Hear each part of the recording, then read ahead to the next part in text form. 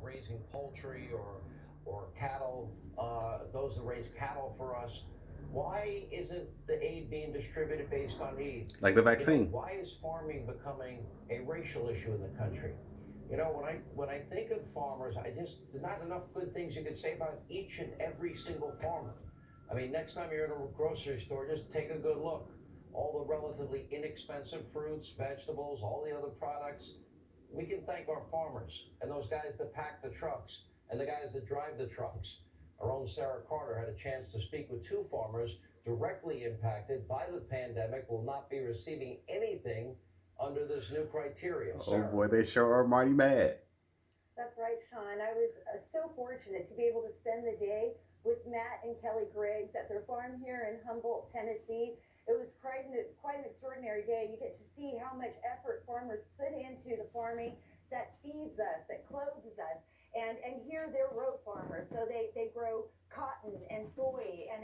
But what they're so upset about and what they're so frustrated with is the new COVID-19 package. Here at the Griggs farm, which has been 5 generations in Five this family, generations. they say that Long time they've ago. forgotten. The lawmakers in Washington D.C. have literally forgotten about the farmer. There are roughly 2 million farms in the United States. They say that this COVID-19 relief package has really literally forgotten about the farmers and divided them.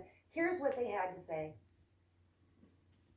Half of that package, half of that 10.4 billion is actually going to go to minority farmers. And how does that affect farming as a whole? I'm sorry, but I was raised to not see color and not see race, but to see the character and the person's heart.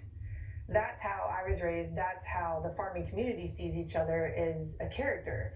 And if you go into a bank, if you go into any place that loans you money, they're not going to look at who you are by color or race. They're going to look at your numbers on a piece of paper. That and was if you a don't lie. meet that criterion, you don't meet that rule, you don't get that money. You don't get the loan. These loans that are proposed to be forgiven, somebody's got to pay for them. So not only farming is a business, you have a business to run. So not only do I have to pay back my loan, I want to pay back somebody else's loan. Because the government has basically said, okay, this is what we're doing, whether you like it or not. Because farmers don't throughout like the that, years, huh? that's what we've had to take. Is they've made policies for us without even stepping foot on our farm, without even asking us anything. They're just making policies for us. Here you go, we're just going to make this happen for you and make our lives even worse or divide us even more like they're doing right now. This bill, the way it's written, even if it's written with good intention, that this does more to divide the farming community than keep it together?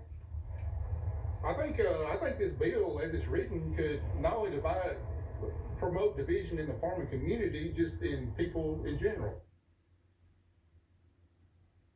Hey, Sean, we tried to speak to some minority farmers, but people, frankly, aren't too open about it. Here, we're still Nope, looking don't wanna speak talk with to your other bitch farmers ass. about this COVID-19 relief package. One thing that I can say is that both Kelly and Matt Griggs did talk to local farmers, and many of them are their friends. They're very concerned that this is going to divide the farming community, divide what they call their own family, and that's something that they don't want to see. They